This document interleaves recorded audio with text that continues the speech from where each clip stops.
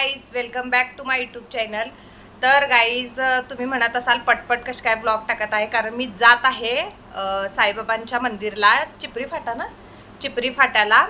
आणि मी first time जात आहे त्या मंदिरला. सो म्हटलं ब्लॉग काढूया आणि तुम्हाला पण कळेल की ते मंदिर कसं आहे, कारण मी पण फर्स्ट टाइमच जात आहे. सो चला माझ्यासोबत तुम्ही पण. तर गाईज, आता आम्ही निघालो आहोत आणि मी एकटीच नाही आहे, काकी वगैरे माझ्यासोबत आहेत. काकी कोण तुम्हाला माहीत असतील, वेदांची मम्मी, जे शॉर्ट व्हिडिओमध्ये फनी रील्स आम्ही बनवतो त्यामध्ये असतं मुलगा आहे ना तो वेदांत, त्यांची मम्मी. आणि आमच्या शेजारचे ते दीदी वगैरे आहे. सो आम्ही चाललो आहे. हाय करा, ओ हाय करा, हाय करा परत, ओ तुम्ही करा की. सो चला गाईज, अजून आहेत पुढे दोघी तिघी.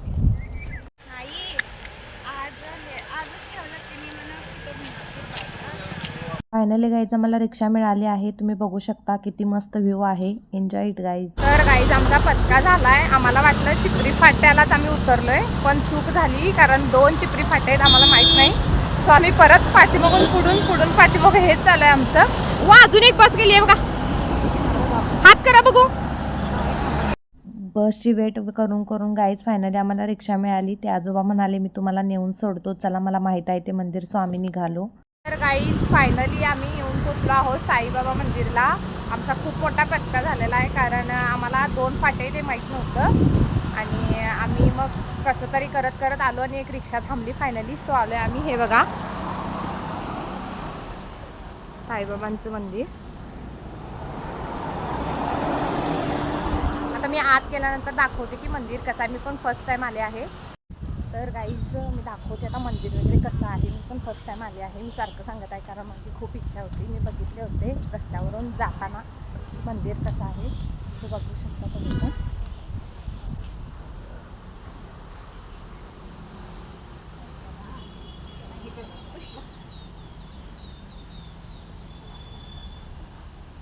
चला की तुम्ही.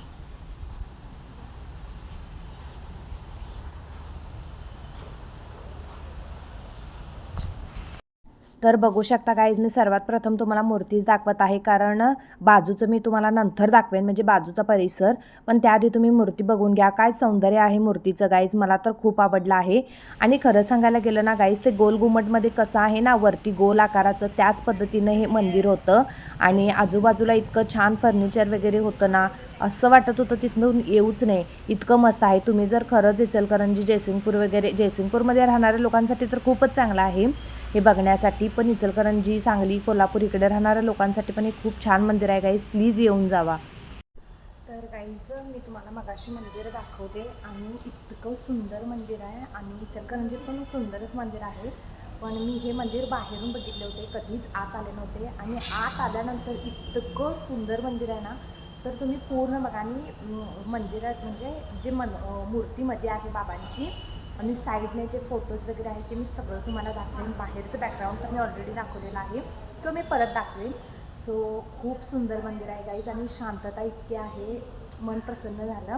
आणि मी पहिला 10 मिनटं बसले, मला ब्लॉग वगैरे घ्यायचा नव्हता, कारण मला बोलायचं होतं बाबांशी. सो माझे झाले बोलून, आता मी तुम्हाला पण दाखवते मंदिर फिरून. सो चला. तर गाईज, तुम्ही बघू शकता इथे सुंदर सुंदर बाबांचे फोटोज लावले आहेत. तर खूप अशा मोमेंट्स होते जे असं आपण त्या फोटोतून जाणून घेऊ शकलो असतो. इतके सुंदर मोमेंट्स होते.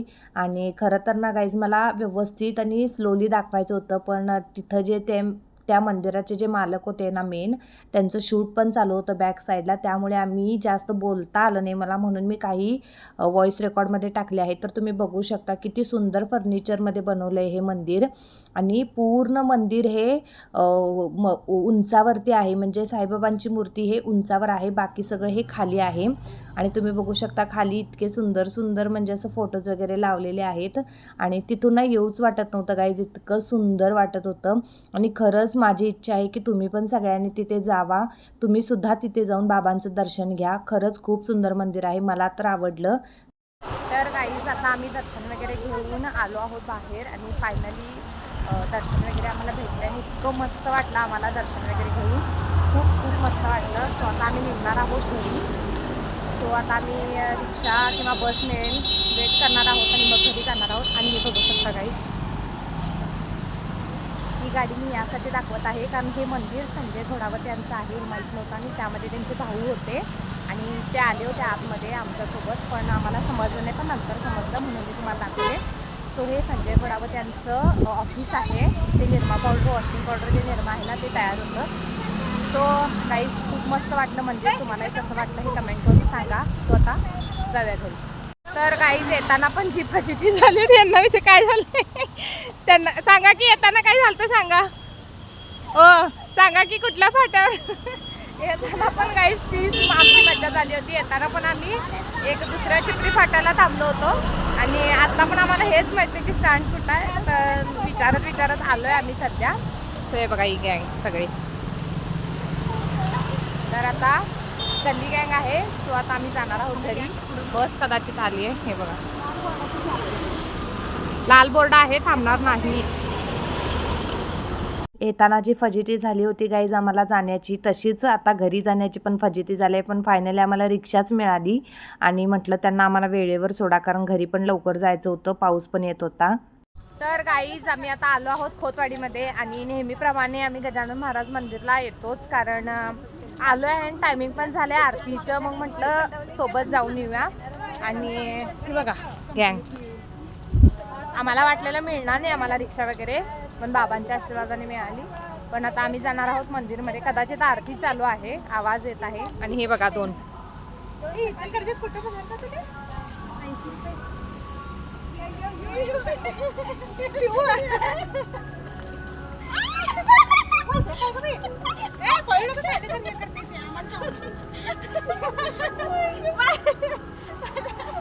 ते गाईस मागं लागत आहे आणि भिवून पळत आहेत आणि ते आम्हाला घाबरत आहे. हे बघा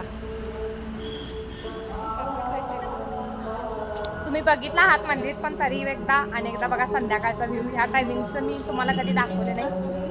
तर गाईज तुम्ही बघू शकता संध्याकाळचं मंदिर असं दिसतं, संध्याकाळी असं आहे व्ह्यू मंदिराचं. आणि मी व्हॉइस ओव्हर लावणार नव्हते, पण मला लावावं लागलं कारण बॅकग्राऊंडला देवाचं गाणं लागलं होतं, मग मला कॉपीराईट इश्यू होतो इथं, म्हणून मग मी ना व्हॉइस रेकॉर्ड लावायचं म्हटलं. आणि बघू शकता गाईज तुम्ही इथे गणपती बाबांचं मंदिर आहे, रामांचं मंदिर आहे, गजानन महाराजांच्या मंदिरमध्येच रामाचं आणि गणपती बाप्पांचं मंदिर आहे. आणि खरंच गाईज तुम्ही गजानन मंदिरमध्ये कधी पण येऊन बघून जावा. मंदिर खूप लांब नाही आहे, पण न्यू झाले आता. हे पहिला खूप छोटंसं होतं, पण आता मंदिर खूप मोठं झाले जेव्हापासून महाराज प्रकट होऊन गेले तेव्हापासून. आणि तळघर वगैरे पण आहे गाईज, मी ते कधीतरी दाखवेन. तर गाईज आता सध्या काय माझ्या तेवढी ताकद नाही आहे की मी परत ब्लॉग घरी जाऊन एंड करू. मग म्हटलं आता मंदिरातच करूया एंड, कारण आता मी ऑलरेडी सगळ्या गोष्टी दाखवलेल्या आहेत. सो नेक्स्ट आम्ही कुठेतरी वेगळ्या मंदिरला वगैरे जाऊन तिथं मी तुम्हाला दाखवेन मंदिर वगैरे.